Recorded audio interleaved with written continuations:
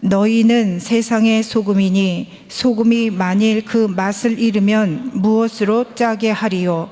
후에는 아무 쓸데없어 다만 밖에 버려져 사람에게 밟힐 뿐이니라. 너희는 세상의 빛이라. 산 위에 있는 동네가 숨겨지지 못할 것이요, 사람이 등불을 켜서 말 아래에 두지 아니하고 등경 위에 두나니 이러므로 집안 모든 사람에게 빛이 느니라. 이같이 너희 빛이 사람 앞에 비치게 하여 그들로 너희 착한 행실을 보고 하늘에 계신 너희 아버지께 영광을 돌리게 하라. 아멘. 과거에는 애국자들이 참 많았습니다. 대부분의 애국자들이 기독교인들이었다는 것이 참 뿌듯하고 자랑스럽습니다. 일제시대 한국의 현대사를 보면 대부분 기독교인들은 애국자들이었습니다. 복음으로 배웠던 그런 자유와 그리고 하나님의 정의를 외치고 그것을 위하여 억눌린 자를 자유케 하고 갇힌 자를 해방시키고 눈먼 자를 눈뜨게 하는 일들에 우리 기독교인들이 많이 수고했었던 것을 우리는 알 수 있습니다. 그래서 일본 총독부는 독립운동을 일으키는 주모자들은 대부분 기독교 신자이므로 그들을 엄중하게 탄압해야 된다라고 기록되어 있습니다. 실제로 3.1운동, 만세운동을 했을 때 검거된 사람들 중에 여자는 65%가 기독교인이었고 죄송하게 남자는 한 20% 정도 기독교인이었다고 합니다. 이처럼 기독교인은 독립운동가였을 뿐만 아니라 많은 선한 영향을 미치는 그런 사람들로 자랑스러웠고 또 그렇게 영광을 하나님께 돌리던 그런 우리의 역사가 있습니다. 오늘날 그러나 기독교인들 중에 애국자가 많을까? 아니면 기독교인이 아닌 사람들 중에 애국자가 많을까라고 질문을 한다면 사실은 답하기가 좀 어렵습니다. 물론 보이지 않는 곳에서 이름도 빛도 없이 헌신하는 기독교인들이 많지만 겉으로 드러난 또 뉴스에서 방영되는 그런 모습을 보면 사실 많이 그 수가 줄었다는 것을 알게 되죠.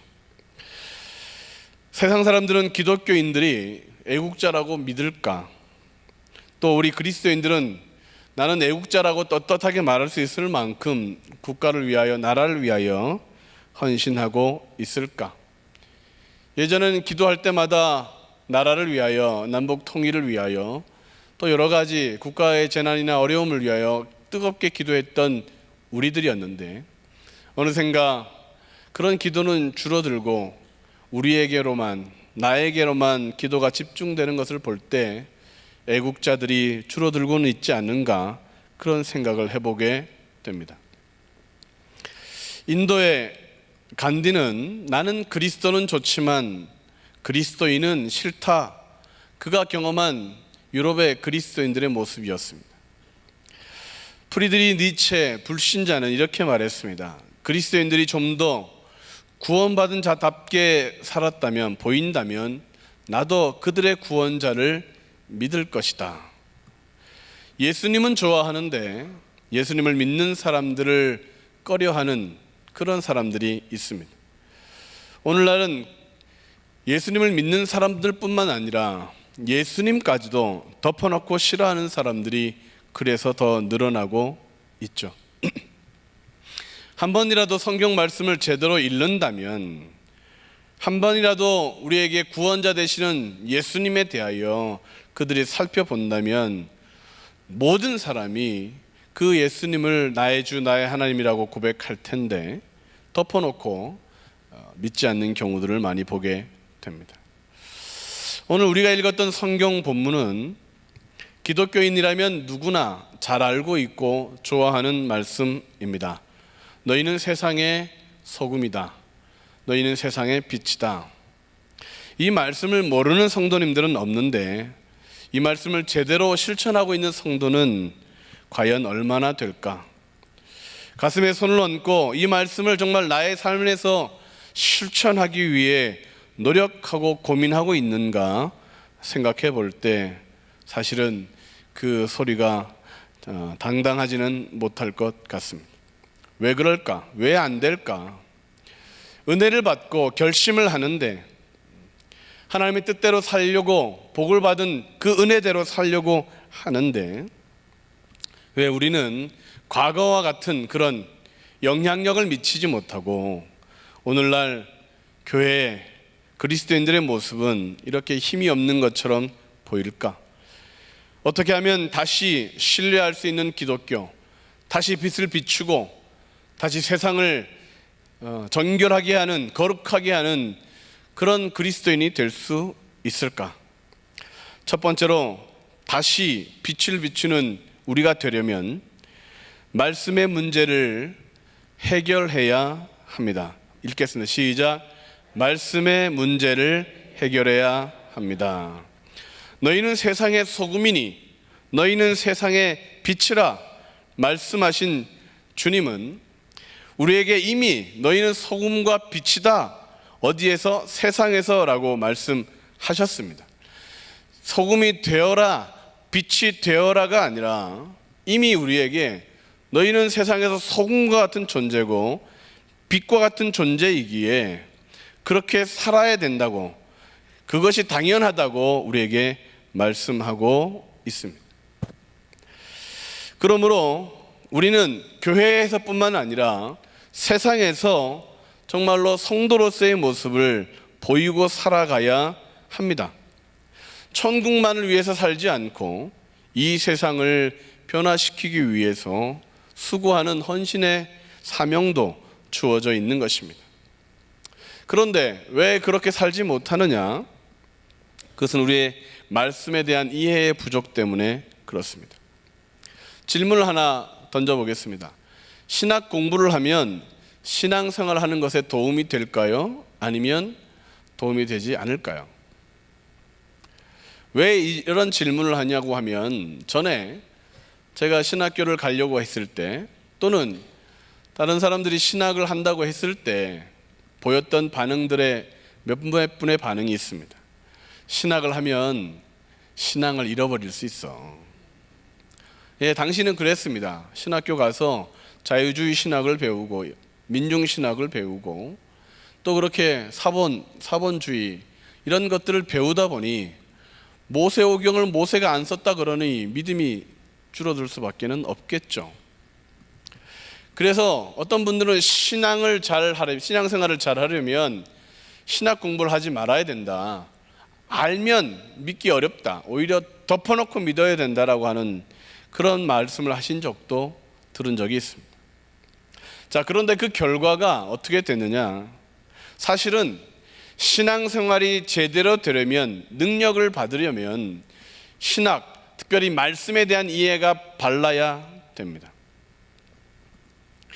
우리로 하여금 신앙생활을 제대로 하기 위해서 지침을 주고 가르침을 주는 것은 신학 또 말씀입니다. 제대로 된 신학을 배우면 신앙은 제대로 되는데, 이단과 같은 신학, 그런 논리를 배우면 아무리 똑같은 성경책을 가지고 있다 할지라도 신앙이 병들게 되는 것이죠. 한국교회가 고쳐야 할 신학의 문제 중에 하나가 근본주의 신학입니다. 펀더멘탈리스트, 근본주의자들. 이 근본주의 신학은 민족주의 우경화 현상을 나타내고 비성서적, 비이성적인 신앙을 조장하는 신학입니다. 근본주의 신학을 오늘 이 시간에 다 설명할 수는 없고 몇 가지 특징을 얘기하면 그들이 주장하는 주장이 있습니다.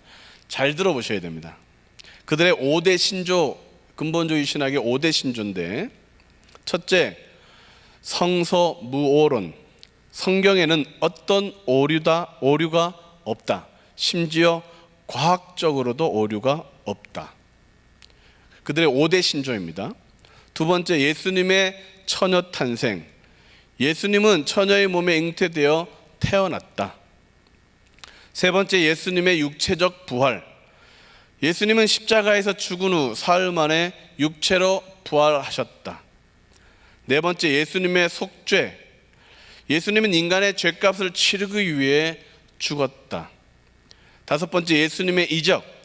성경에 기록된 예수님의 기적들은 모두 사실이다. 자, 여기에서 여러분들은 문제점을 발견할 수 있으십니까? 근본주의자들의 신앙 5가지 신조인데 이것을 믿는 그들의 모습은 문제가 발생하게 됩니다.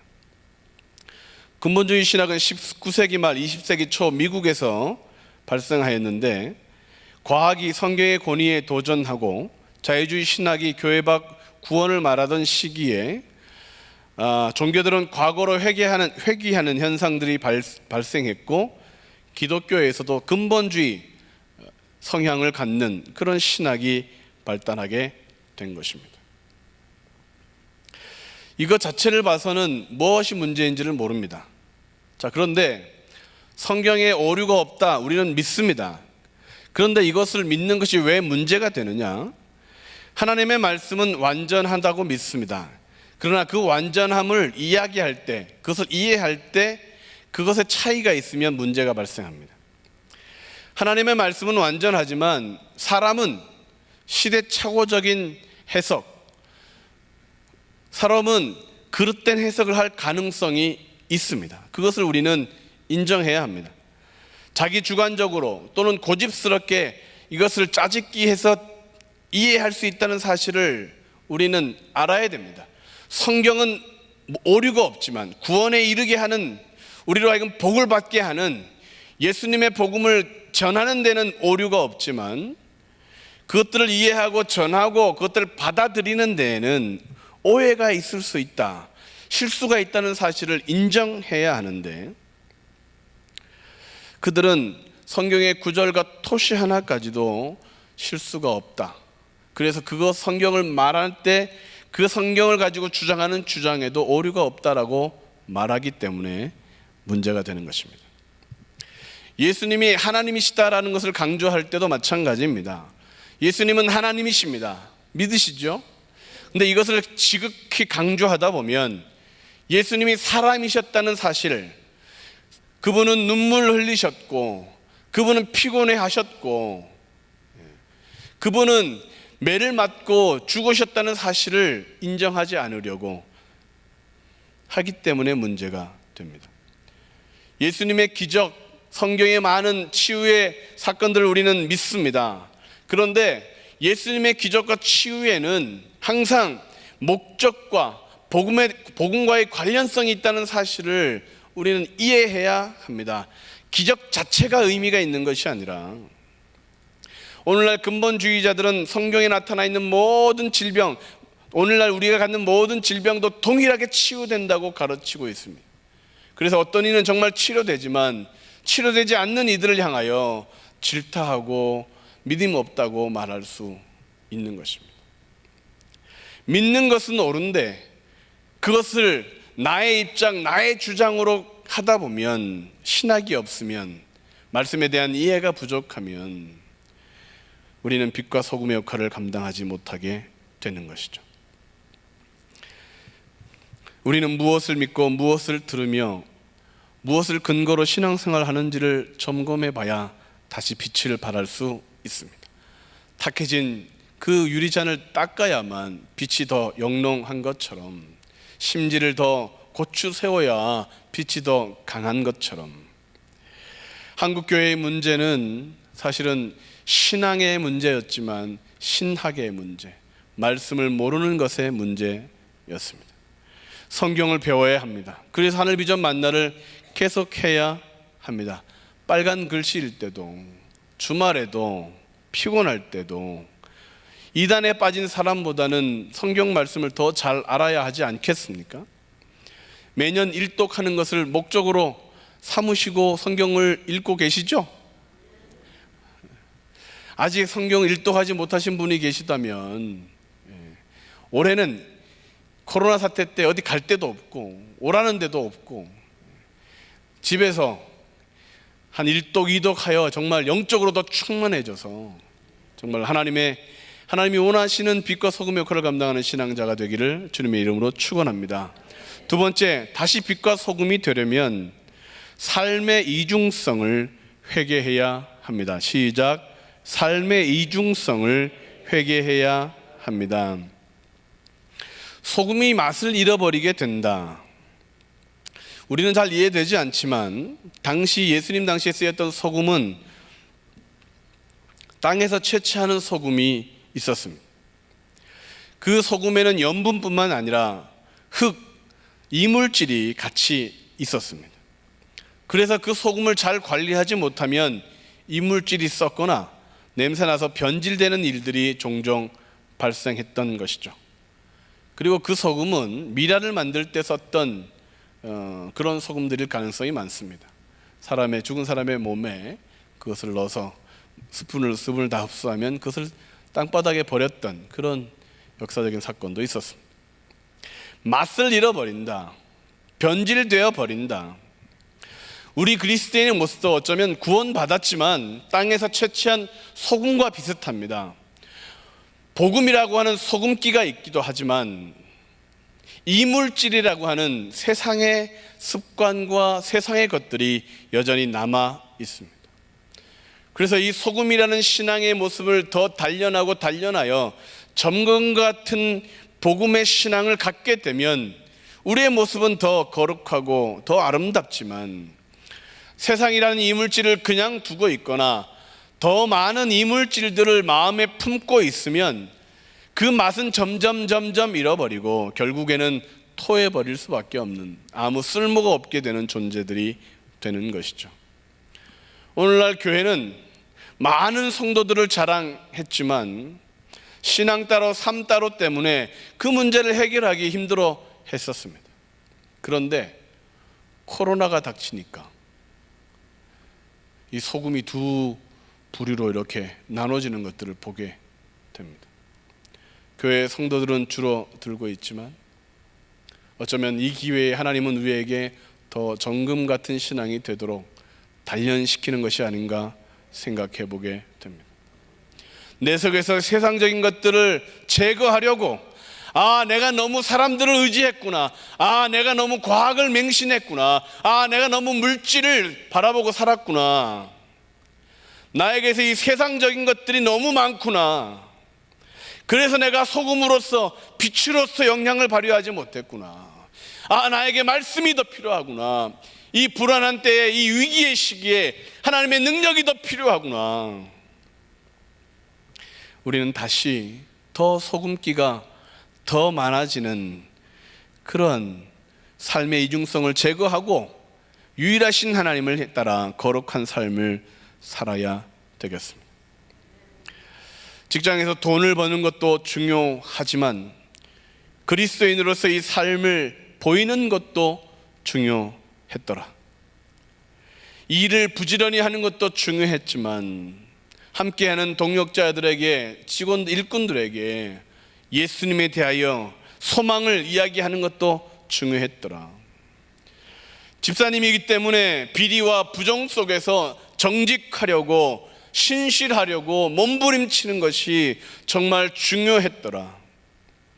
성도이기 때문에 누군가는 돈을 쉽게 벌 수 있는 일에, 누군가는 쾌락을 여전히 즐기는 일에, 믿지 않는 사람들은 여전히 모으고 감추고 쌓아두는 일에 집중하지만 이제 그것은 쓸모가 없구나. 이 말세를 만난 우리들은 얼마나 많이 버느냐가 아니라 어떻게 쓰느냐, 어떻게 시간을 하나님 앞에 더 집중하느냐가 중요한 것을 깨닫게 되는 것이죠.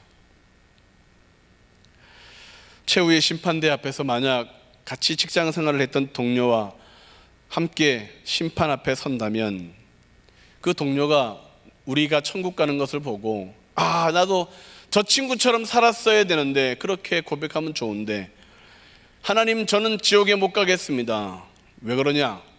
저 사람도 나랑 똑같이 살았는데 왜 저만 지옥에 갑니까? 저 친구도 나쁜 짓 저랑 똑같이 했습니다. 똑같이 담배 피고 똑같이 술 먹고 똑같이 나쁜 짓 하고 똑같이 밤을 허덕거렸는데 왜 저는 천국 가고 나는 지옥 갑니다. 못 가겠습니다. 그렇게 말한다면 하나님의 입장이 얼마나 난처하시겠습니까? 실제로 있었던 일인지 아닌지는 제가 잘 모르는데 어떤 한 목사님에게 자녀 3명이 있었습니다. 아이들이 아빠 우리 강아지 키웠으면 좋겠어요. 그렇게 아이들이 하도 조르는데 강아지를 이렇게 뭐 키우기도 어렵고 그러는 가운데 길에서 길을 잃은 강아지 한 마리를 데려오게 됩니다. 아이들이 너무 좋아하고 그래서 그 목사님도 강아지를 키워보겠다고 마음을 먹고 있었습니다.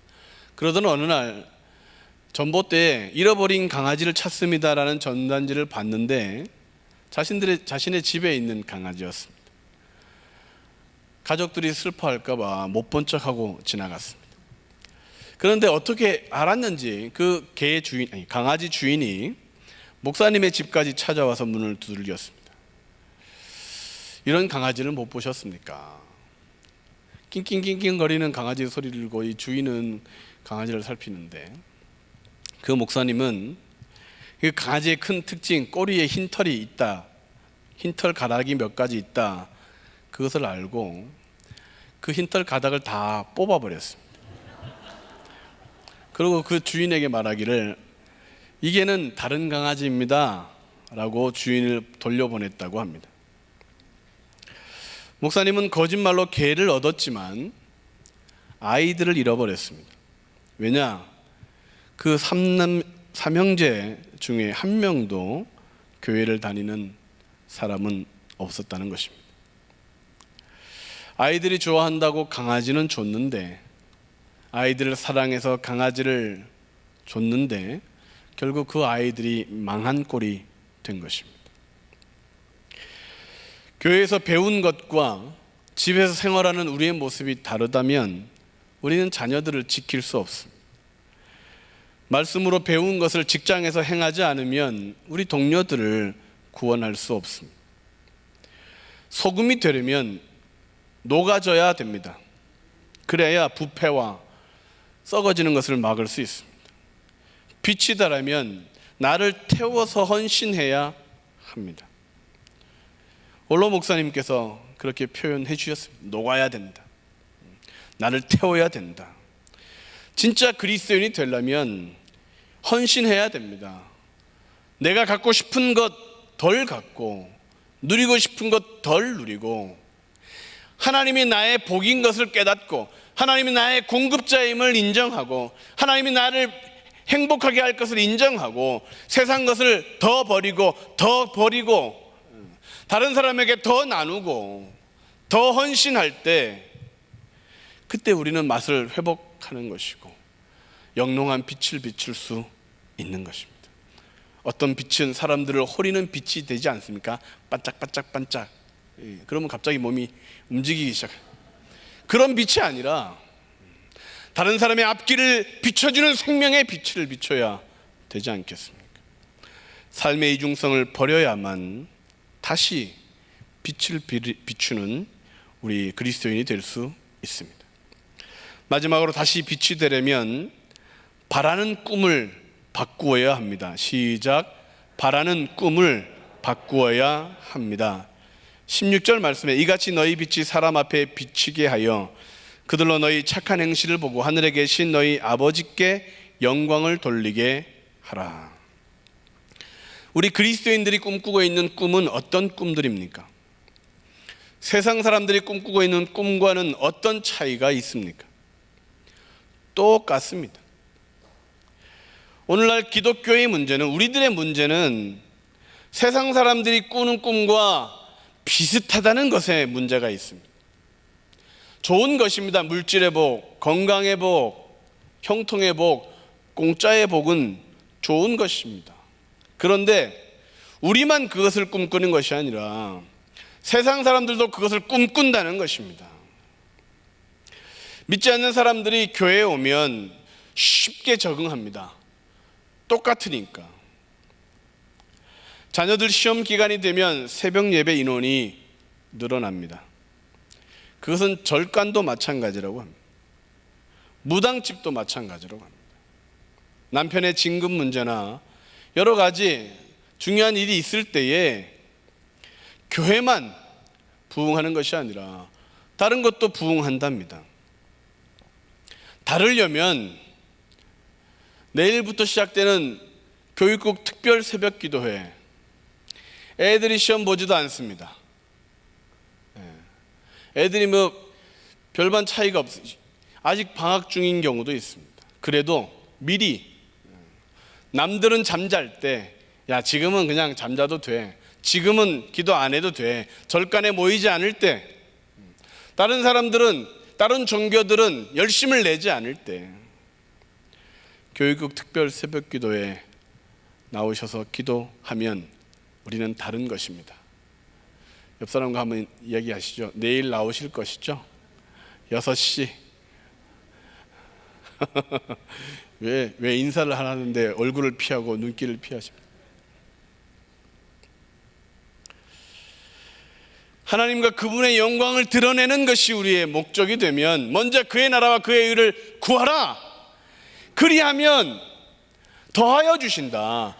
그것은 기도거리가 아니고 부럽과 같이, 보너스와 같이, 그거는 뭐라 그러죠? 그거를 플러스 해 주시는 것입니다. 우리는 하나님의 나라와 의를 구하는 것입니다. 그러면 내 문제를 해결해 주시고, 하나님의 나라와 의를 구하면 우리의 자녀를 책임져 주시고, 하나님의 나라와 의를 구하면 우리의 가정과 사업장과 하는 모든 일에 복을 주시는 분이 하나님이시다. 그러므로 그거를 쫓아가면 우리는 다 망하게 되는 것입니다. 독실한 카톨릭 신자라고 하는 멜 깁슨은 2004년에 자신이 직접 감독한 영화 The Passion of the Christ, 그리스도의 고난, 순환이라고 하는 영화를 만듭니다. 많은 반유대주의자들이 반대를 했고 안 된다, 그리고 거기 사용하는 단어도 아람어를 써서 다 자막을 봐야만 내용을 알 수 있는, 그리고 그 채찍질과 고난이 너무 생생하여 미국에서는 그 영화를 보다 심장마비로 돌아가시는 분들이 제법 있었습니다. 그는 2,400만 달러를 투입해서 영화를 고집스럽게 만들었습니다. 십자가의 고난, 예수님의 고난을 그대로 보여주고자 하는 그의 신앙 때문이었습니다. 그 결과 그 영화는 엄청나게 성공해서 255배의 이윤을 남겼습니다. 자, 문제는 그가 그 돈을 가지고 무엇을 했느냐입니다. 그는 신앙으로 영화를 만들었는데 돈을 사용할 때는 남태평양 피지에 마고라는 섬을 구입했습니다. 이유는 개인 휴양지로 쓰려고 그 섬을 구입했습니다. 그는 좋은 영화 배우입니다. 기독교 영화를 만들 만큼 신앙도 있습니다. 그런데 자신의 부를, 축적을 자신을만을 위해서 사용하기에 그 섬을 구입한 돈은 더 이상 복이 되지 못합니다. 어떻게 돈을 버느냐, 얼마나 버느냐보다 어떻게 쓰느냐, 어떻게 그것이 하나님께 영광이 되느냐가 중요한 것입니다. 교회에서 은혜를 받는 것 중요합니다. 그 은혜를 어떻게 세상에서 쓰느냐, 하나님으로부터 복을 받는 것은 중요합니다. 그러나 그 복을 어떻게 누리고 어떻게 사용하느냐. 우리 그리스도인들이 다시 세상에서 빛과 소금이 되기 위하여 어떤 태도로, 어떤 삶의 목적을 가지고 살아야 되느냐, 다시 진지하게 고민해야 될 때가 되었습니다. 코로나19로 진짜 신앙이 무엇인지, 진짜 헌신이 무엇인지, 정말 우리가 믿는 복음이 무엇인지에 대하여 고민하게 되었습니다. 이렇게 살아도 되나? 이것이 전부인가? 내 신앙이 이것밖에 되지 않았는가? 라고 고민할 때 이제 다시 한 번 더 빛과 소금이 되는 신앙을 살기 위해 우리는 고민해야 되겠습니다. 잠시 영상 하나 보고 설교를 마무리하도록 하겠습니다. 방송실 영상 준비되었으면 틀어주십시오.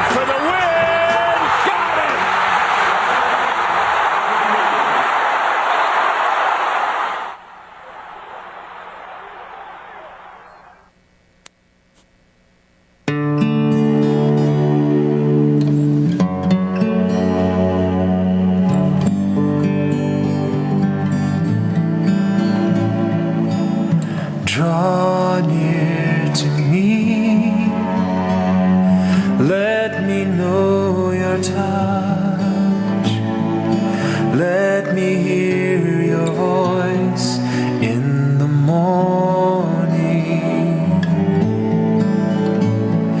Make me like you, holy and pure. Speak to me your word in the morning. When I rise, I will think of you. I will speak your name, resting in the blessing of your love. When I call, draw near to me, Lord, cover me with the blessing of your never-ending love, your never-ending love. Draw near to me, break my heart. Trusting in God and playing basketball for God, the better. When we hear the word of the Lord our God, we prepare ourselves for the battle cry. When we hear the sound of the trumpet blast, all the people shout and the walls come tumbling down. I'm just thankful to God for this opportunity to be able to come out here and play with this team and this organization. We just played hard together. We play hard, we play together, and we're just thankful to get out here with the win. Like Joshua's army, we encircle the city. Who can stand before the clock at 5. Shumpert.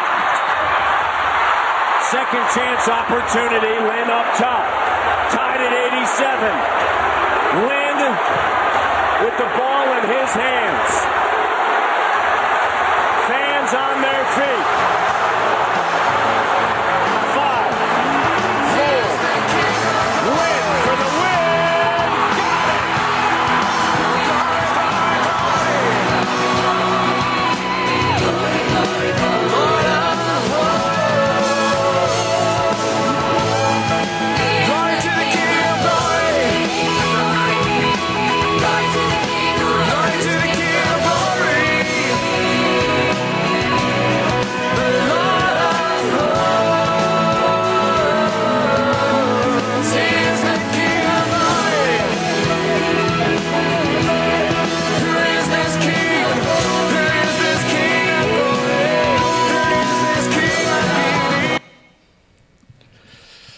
멋있지 않습니까? 제레미 린 190일이 작은 키냐고 물으신다면 우리는 어떻게 살려고. 농구 선수들은 작은 키죠. 보셨듯이 왜소합니다. 우리는 삶 속에서 하나님의 영광만을 생각하면 됩니다. 하나님이 우리의 것을 생각하시기 때문입니다. 농구를 잘하기 위해 필요한 건 세상 사람들은 신체의 조건, 키 이런 것들을 이야기할 때 하나님의 사람은 나를 이곳에 보내신 하나님의 뜻을 생각하며 영광을 위하여 공을 던질 때에 그리스도인들이 얼마나 빛날 수 있는지를 우리는 보게 됩니다. 공부를 하되 하나님의 영광을 위해서 공부하도록 아이들을 가르치기 위해 교사들이 있는 것입니다. 사업을 하거나 직장 생활을 어떻게 해야 되는지를 보여주기 위해 장로님들과 집사님들이 있는 것입니다. 가정에서 애굽으로 노예로 팔려갔던 요셉 한 명 때문에 하나님의 이름은 당시 위대해졌습니다. 한 사람이면 가정이 살아날 수 있습니다. 한 사람이면 직장이 빛날 수 있습니다. 오늘 우리 한 사람 한 사람에게 이전보다는 예배드리는 성도가 적어졌지만 어쩌면 더 빛을 발하라고, 더 소금처럼 맛을 내라고 우리에게 거리 두기를 하신 것 같습니다. 몸집을 키워라, 믿음을 키워라. 나 한 사람의 변화로 우리 한 교회의 성령 충만함으로 다시 한국교회는, 다시 세계 선교는 시작될 것입니다. 그래서 예배를 멈출 수가 없고, 그래서 선교사님들을 보내고 후원하고 기도하는 일을 멈출 수 없는 것입니다. 오늘 하나님이 찾으시는 그 한 사람, 빛과 소금의 역할을 감당하기 위해 하나님의 영광만을 고민하는 한 사람이 되어서 어디 가든지 어디에서든지 인정받고 칭찬받고 복받는 성도님 되시기를 주님의 이름으로 축원합니다. 기도하시겠습니다.